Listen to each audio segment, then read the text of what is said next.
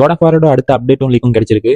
இது பாத்தீங்கன்னா ஒஃபிஷியலா கிடைக்கல, ஒரு லீக்ஸும் ஃபேன் தியரிஸையும் தான் பார்க்க போறோம். காட் ஆஃப் வார் ராக்னராக் ஒரு வழியா முடிவுக்கு வந்துச்சு. இதை தொடர்ந்து காட் ஆஃப் வார் வால்ஹாலான்ற ஒரு கேம் டிஎல்சியை கொடுத்துருப்பாங்க. இது வந்து பாத்தீங்கன்னா ஃப்ரீயா தான் கொடுத்துருக்காங்க. ஒருவேளை விளையாடுறதா இருந்தா கண்டிப்பா விளையாடி பாருங்க, தரமான கேம் தான். இதை நான் இனி வரும் காலங்களில் லைவ் ஸ்ட்ரீம் பண்ணலாம்னு இருக்கிறேன். இப்போதைக்கு அடுத்த காட் ஆஃப் வாரோட அப்டேட்ஸ் கொஞ்சம் கிடைச்சிருக்கு. ஸோ அதை பத்தி பார்க்கலாம். அதுக்கு முதல்ல இப்போதைக்கு ஒரு விஷயம் தெரிய வந்திருக்கு. கோய் பாலோக், அதாவது காட் ஆஃப் வாரோட கிரியேட்டர் பாத்தீங்கன்னா ஏதோ ஒரு ப்ராஜெக்ட்ல ஈடுபட்டு இருக்கதா சொல்றாங்க. பட் எனக்கு தெரிஞ்சு அது காட் ஆஃப் வாரா இருக்குமான்னு கேட்டீங்கன்னா இருக்க வாய்ப்புகள் இருக்கு. அப்படி இல்லைன்னா வேற ஏதாவது கேமா கூட இருக்கலாம். இதுக்கான அப்டேட் இந்த வருஷத்துக்குள்ள வரும்ன்ற மாதிரியும் சொல்லியிருக்காங்க. ஏன்னா இந்த வருஷத்துல ஒரு கேம் வர போறதாவும் சொல்லியிருக்காங்க, காட் ஆஃப் வார் கேம். இல்லைன்னா அடுத்த வருஷம் ஸ்டார்டிங்ல கூட வரலாம்னு சொல்லியிருக்காங்க. இது வந்து பாத்தீங்கன்னா காட் ஆஃப் வாரோட ப்ரீக்வல் ஸ்டோரின்ற மாதிரி சொல்றாங்க. பெரும்பாலும் அப்படித்தான் சொல்லிட்டு இருக்காங்க. ஒரு சிலருக்கு வந்து சீக்வல்ன்ற மாதிரியும் சொல்றாங்க. இதை பத்தி நாங்க பார்க்கலாம். இப்போதைக்கு கிரீக் மித்தாலஜிக்கே திருப்பி போலாம்ன்ற மாதிரியும் சொல்லியிருக்காங்க. ஏன்னா பாத்தீங்கன்னா நிறைய கதைகளை உள்ள கொண்டு வர போறாங்களா, அதாவது மல்டிவர்ஸ் மாதிரியான கதைகள் கொண்டு வர வாய்ப்பு இருக்குன்ற மாதிரியும் சொல்றாங்க. எனக்கு இது என்ன மாதிரின்னு தெரியல, இது ஒர்க் ஆகுமான்னு தெரியல. பட் எனக்கு நம்பிக்கை இருக்கு, காட் ஆஃப் வாரோட ஸ்டோரி ஒவ்வொன்றும் நல்லா இருக்கும். இனி வரப்போற காலங்களையும் ரொம்ப நல்லா இருக்கும்னு தான் நம்புறேன். அட்ரியஸுக்குமே தனி கேம் உருவாயிட்டு இருக்கதா கேள்விப்பட்டேன். பட் அது எனக்கு உண்மையான தெரியல. அட்ரியஸை வச்சு கேம் உருவாகுமான்னு கேட்டீங்கன்னா அட்ரியஸ் இப்ப தனியா போயிட்டான். அவனை வச்சு அழகா ஒரு கேம் சொல்லலாம். பட் கிரேட்டோஸ் இல்ல, அதை வச்சு ப்ரொமோட் பண்ணலாமான்னு கேட்டீங்கன்னா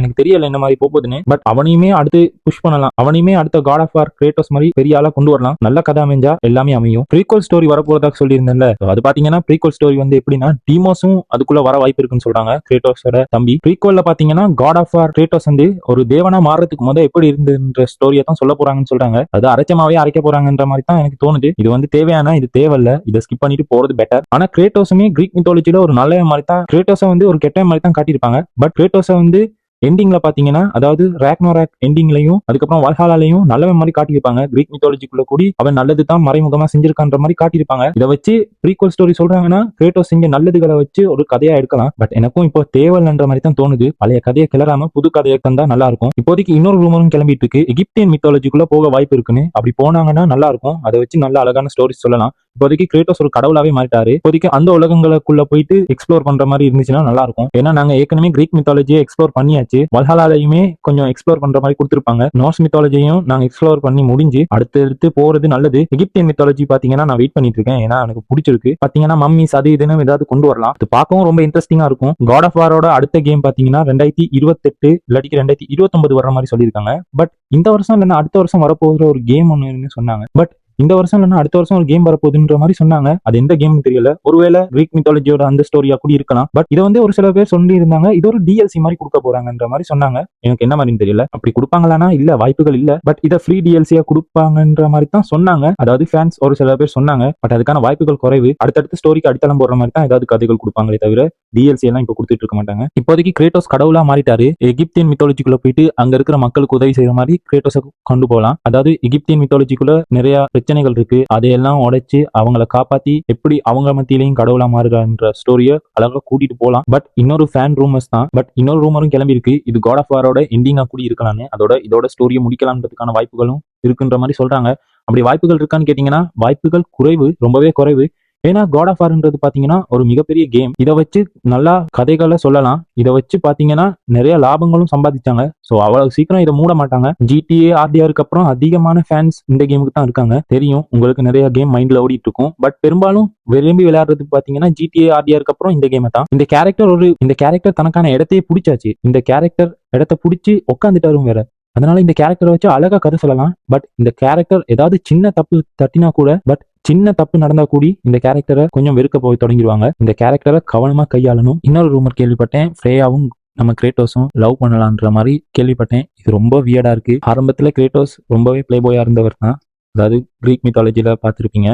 பட் அதுக்கப்புறம் அவர் வந்து இது எல்லாத்தையும் விட்டுட்டு புது வாழ்க்கை ஆரம்பிச்சிருப்பாரு.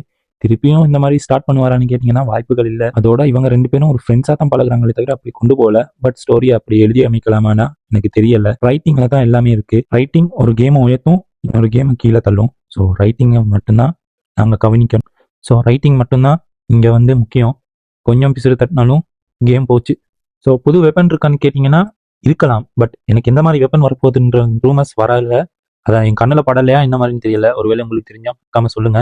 வெப்பன் சொல்லும்போது தான் ஞாபகத்துக்கு வருது, ப்ரோக் அண்ட் சிண்ட்ரி ரொம்ப எமோஷனலா இருந்துச்சு. ப்ரோக் இருக்கும்போது கிட்டத்தட்ட சிண்ட்ரியோட கேரக்டரை மாத்திருச்சு வேற அந்த சீன்.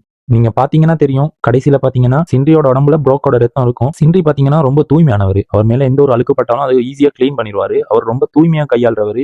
பட் எண்டிங்ல பாத்தீங்கன்னா அப்படி எந்த ஒரு விஷயமும் இருக்காது. அவர் உடம்பு முழுக்க ப்ரோக்கோட ரத்தமா இருக்கும். இதுல இருந்து கேரக்டர் மாறிட்டாரு. ஒருவேளை ஃபியூச்சர்ல இவர் வில்லனா வர்றதுக்காகவும் இப்படி செய்யலாம்.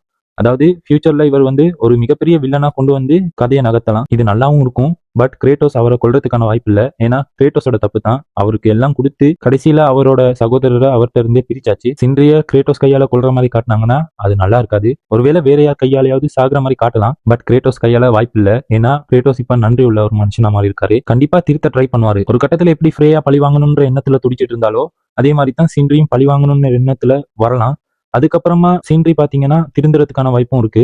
அடுத்ததா பாத்தீங்கன்னா காட் ஆஃப் வார்ல வில்லன் யாருன்ற மாதிரி சந்தேகம் இருக்கும். எப்படியும் பாத்தீங்கன்னா எனக்கு தெரிஞ்சு எகிப்திய மித்தாலஜிக்குள்ள தான் போறாங்கன்ற மாதிரி தான் தோணுது. அப்படி போனாங்கன்னா யார் யார் வில்லனா வருவாங்கன்னா நான் தேடி பார்த்ததுல எனக்கு 2 பேர் கிடைச்சாங்க. ஸோ அவங்க யாருன்னு சொல்றேன் பாருங்க. சேட் அனுபீஸ்ங்கிற 2 பேர் தான். இவங்க வந்து பாத்தீங்கன்னா இவங்களை பத்தி எனக்கு எந்த ஐடியாவும் இல்லை. ஸோ ரிசர்ச் பண்ணிட்டு நான் உங்களுக்கு வேணும்னா சொல்ல ட்ரை பண்றேன். நிறைய ரூமர்ஸ் போயிட்டு இருக்கு. அதுக்கு மத்தியில எனக்கு மாட்டின ரூமர் தான் டீமோஸை வச்சு ஒரு கதை அமைக்கலாம்ன்ற மாதிரி சொல்றாங்க. அதாவது டீமோஸ் வந்து கிரேட்டோஸ் விட்டு பிரிஞ்சதுக்கு அப்புறம் எப்படி வளர்ந்தாருன்ற மாதிரியான ஒரு கதைன்னு நினைக்கிறேன். அப்படி கொடுப்பாங்களான்னு கேட்டீங்கன்னா கொடுக்கலாம். பட் எப்படி வளர்ந்துருப்பாருன்றது எங்களுக்கும் தெரியல. அவர் வந்து எப்படி வளர்ந்தாருன்றதை ஒழுங்கா காட்டியிருக்க மாட்டாங்க.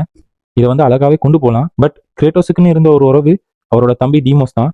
அதாவது கிரீக் மித்தாலஜில சொல்றேன். அவரோட தம்பியை அவர்கிட்ட இருந்து பிரிச்சதுக்கு அப்புறம் அவர் மாறி இருப்பாரு. கிட்டத்தட்ட ரொம்ப கோவக்காரனாவே மாறி இருப்பாரு. ஆரம்பத்திலையும் கோவக்காரனா தான் இருப்பாரு. பட் அதுக்கப்புறம் அவர் ரொம்ப மாறி இருப்பாரு. தன்னுடைய தம்பியோட ஞாபகத்துக்காக உடம்புல ரெட் கலர் டேட்டு அடிச்சிருப்பாரு. அதெல்லாம் பார்க்கும்போது ரொம்பவே கவலையா இருக்கும். கிரேட்டோஸ் எவ்வளவு பெரிய வழிகளை தாங்கின ஒரு மனுஷன்றத அந்த ஒரு விஷயத்துல காட்டியிருப்பாங்க. இந்த கேம் பாத்தீங்கன்னா பிளே ஸ்டேஷன் 6க்காகவே உருவாக்கப்படுற கேம்ன்ற மாதிரி சொல்லியிருக்காங்க. அது ஒஃபிஷியல் இல்ல, ஒரு ரூமர் தான். பாத்தீங்கன்னா இருக்க வாய்ப்புகள் இருக்கு. ஏன்னா பிளே ஸ்டேஷன் 6ம் 27 இல்லைன்னா 28க்குள்ள வந்துருன்ற மாதிரி தான் நம்புறாங்க. ஸோ அந்த மாதிரி ரேஞ்சுக்குள்ள தானே பிளே ஸ்டேஷன் 6 வர்றதே. ஒவ்வொரு டைம் கேப் சரியா இருக்கு. ஸோ எனக்கு தெரிஞ்சு வர்றதுக்கான வாய்ப்புகள் இருக்கு. புதுசா என்னென்ன கொண்டு வர்றாங்கன்னு தெரியல. பிளே ஸ்டேஷன் 6க்கான அப்டேட்ஸும் கிடைச்சிருக்கு. அதை பத்தியும் நான் வீடியோ போட அடுத்ததா ட்ரை பண்றேன். என்னால முடியலைங்க. மார்வல், டிசி, கேமிங் இது எல்லாத்தையும் கவர் பண்றதுக்கு ரொம்ப கஷ்டமா இருக்கு. ஒரு நாளைக்கு ஒரு வீடியோன்னு எடிட் பண்றதுக்கே எனக்கு தலை சுத்துது. இதுல பாத்தீங்கன்னா இன்னும் பிளே ஸ்டேஷனை பத்தி அப்டேட் வேற கொடுத்துட்டு இருக்காங்க. அதுக்கப்புறம் இன்னும் கேமிங் அப்டேட்ஸ் வந்துகிட்டே இருக்கு. அதை வேற வீடியோவா போட முடியல. எனக்கு தெரிஞ்சு காட் ஆஃப் வாரை பத்தின அப்டேட்ஸ் எனக்கு இவ்வளவு தான் மாட்டிச்சு. உங்க கண்ணுக்கு எவ்வளவு மாட்டிச்சுன்றதை மறக்காம சொல்லுங்க. அதே மாதிரி நான் ஏதாவது மிஸ் பண்ணியிருந்தா என்ன மிஸ் பண்ணியிருக்கேன்றதையும் மறக்காம சொல்லுங்க.